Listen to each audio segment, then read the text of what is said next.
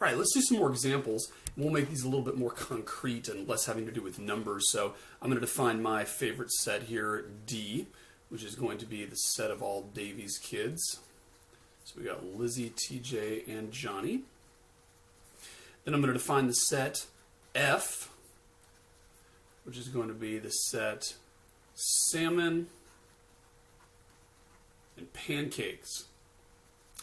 Now I'm going to define a relation, which is going to be a subset of D cross F. So those are going to be the two sets that I'm going to relate. I'm going to call this relation likes, because this relation is going to indicate which of my kids like which of these foods. And it turns out that this relation has in it the following ordered pairs. Lizzie, comma, salmon.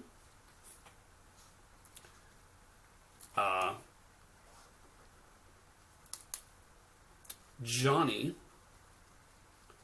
comma, salmon.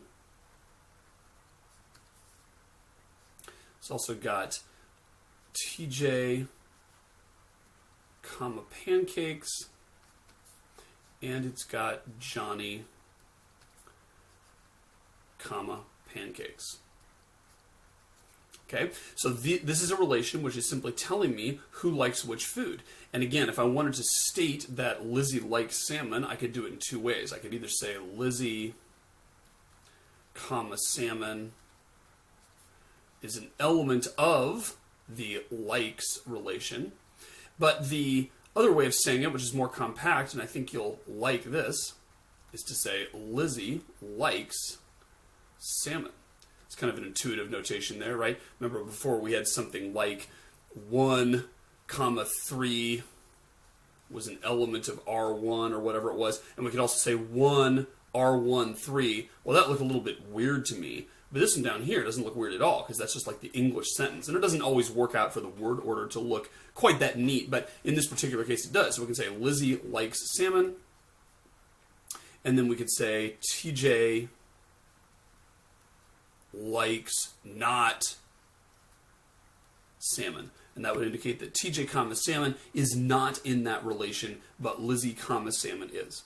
Now, likes, of course, does not have to be the relation that we use. We can make a relation, many different relations on D cross F that all mean different things. For instance, maybe I want to make one called has prepared, indicating which of these food types has been prepared by which of my kids. And that one would have Lizzie, comma, salmon. She's learned to make that on the grill, and she makes a pretty mean salmon, if I do say so myself. Probably all of them have made pancakes at some point in time. So we'll put Lizzie, comma, pancakes in there, and we'll put TJ, comma, pancakes in there, and we'll put Johnny, comma, pancakes in there. They've all participated in this. It's kind of one of our Saturday morning type things. All right, so that is yet another relation with a different meaning on the same two sets. Another one I could put is I could put, how about has heard of, indicating which of my kids has heard of these different types of food. And that's going to be the whole enchilada D cross F, because every single one of them have heard of salmon and pancakes. Maybe I have another relation called invented. Which of my kids were the first people in human history to actually make that food and invented it, and that's going to be the empty set, because none of them were the originators of those things, right? So there's many, many different kinds of sets that can all go, or many different kinds of relations, rather, that can be defined on the same two sets, all of which have a different meaning. And again, we ask ourselves, how many can there be? And the answer is pretty incredible, because remember, there are 3 elements of the Davies family, or the Davies kids, rather. And there are 2 elements in our food thing. Now, you wouldn't think that would come out to be an incredibly large number of relations, but remember, that's going to come out to be 2 to the 3 times 2, which is 2 to the 6, which is 64 different relations. That's pretty amazing, right? And it's almost inconceivable to think that there could possibly be that many, but there are. And in fact, I listed them all out just so you can see them, what they look like. Hopefully you can see this list here.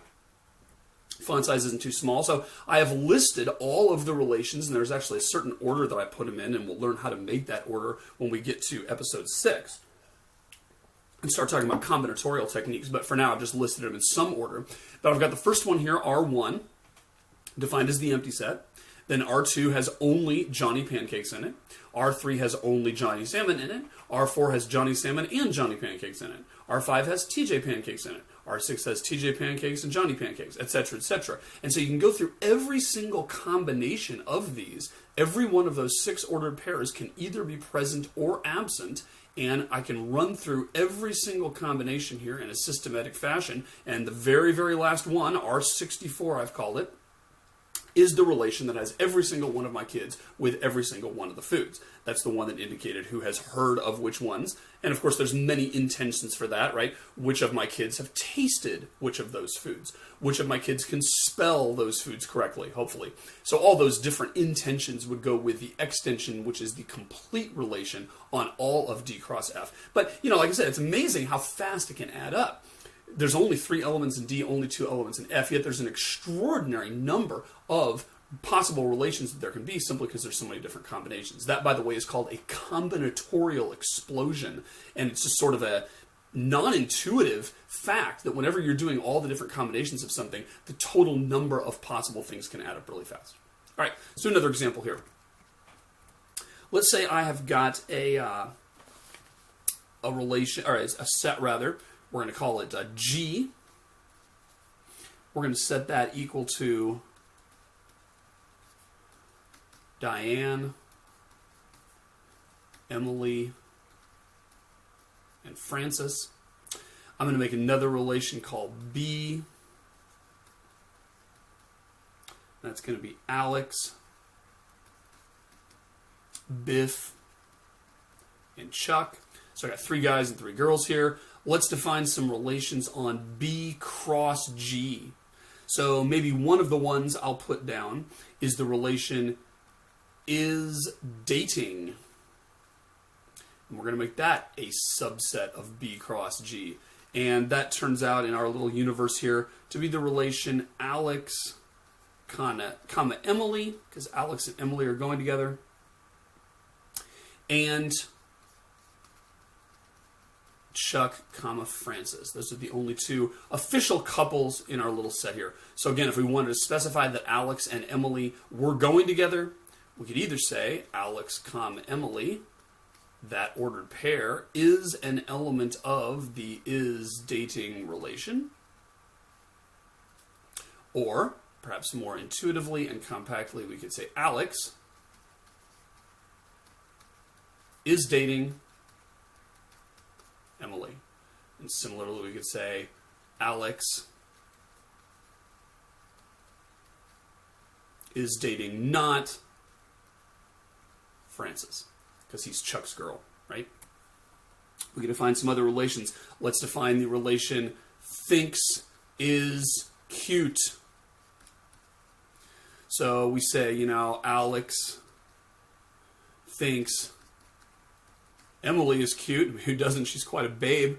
And so we also have Biff, Emily in this set. And of course we have Chuck, Emily in that set. Say we've also got Alex, Francis, because he thinks she's pretty cute, and Chuck, Francis. He's sort of required to say that even if he doesn't believe it. All right, so that's another relation. And again, here's where the English doesn't turn out to be quite as good, because we'd say Alex thinks is cute Emily. That's how we could express that mathematically, so the direct object kind of doesn't really go in the right place, but that's nevertheless a possible set, right? And then maybe we also define a third one. We'll define has married, to define which of these boys has married those girls in the past, and we'll say that's equal to the empty set, because it turns out that none of them have ever been married before, certainly not married to each other. All right, another example. We could certainly have a finite relation that includes an infinite set. We haven't seen an example of that so far. But let's go back to the Davies kids, and we'll say, D is the Davies kids, like we've had a lot of times here before. You will recall, of course, that That script n thing is our way of referring to the natural numbers, so-called, which are simply the integers starting with 1, 2, 3, all the way to infinity, although sometimes we'll include 0 in that list, and I'll kind of make sure that we're explicit about it. But let's define a relation age, and we'll say that is a subset of D cross n. And the three ordered pairs in that, if I were to list the extension of age, we're going to say that is Lizzie, 14 as of today, and TJ, 12, and Johnny, 9.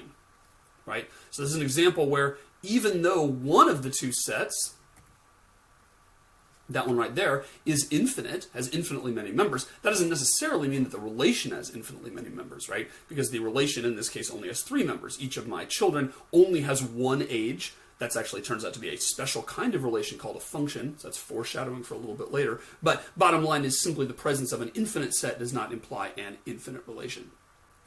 Okay, and then lastly, let's define an endo relation. You'll remember that's sort of our nutty word for a relation in which both sets are the same.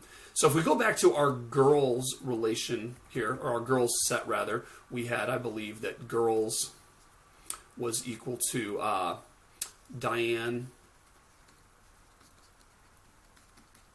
Emily, and Francis. So let's define a couple of endo relations. Let's define one called likes. We'll say that's a subset of G cross G. And this represents which girls like which other girls, are friends with them or whatever. So we'll say that, Diane likes Emily, and Emily also likes Diane, as it turns out. And we'll say that Diane also likes Francis. Diane's a real good-natured person who's real happy and plays well with others. In fact, Diane is actually real self-confident, and she actually likes herself. And we'll say that, Emily likes Francis too. Francis herself is a little bit of a twerp and actually doesn't like anyone, so she's not present in the left-hand side of this. But she's present on a couple of the right sides because people like her, right? So that's an example of an endo relation because the sets are the same. And notice that we can have the same element in both halves of the ordered pair as we do with Diane, who likes herself. And we can also have, Francis be on the right-hand side of a couple ordered pairs and never be on the left. All the combinations are possible, right? And then we might, just for fun, define another relation here.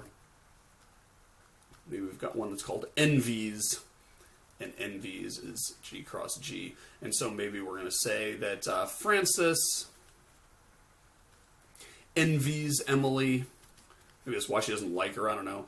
And we'll say that Diane envies Emily too, because she has a really attractive lifestyle or whatever, something that she really likes, right? So those are simply some examples of relations, and you can see that there's nothing more than defining a couple of sets and then saying, hey, some of the pairs of elements between those two sets are present in the relation and others are not. And so basically a relation simply gives us a way to signify which elements of one set go with which elements of another set. And go with can be defined to be anything we want. It can be likes, can be envies, can be is greater than, can be has more nodes than, can be reachable from in a certain network. There's all kinds of different ways we're going to define that, and that's essentially what a relation is.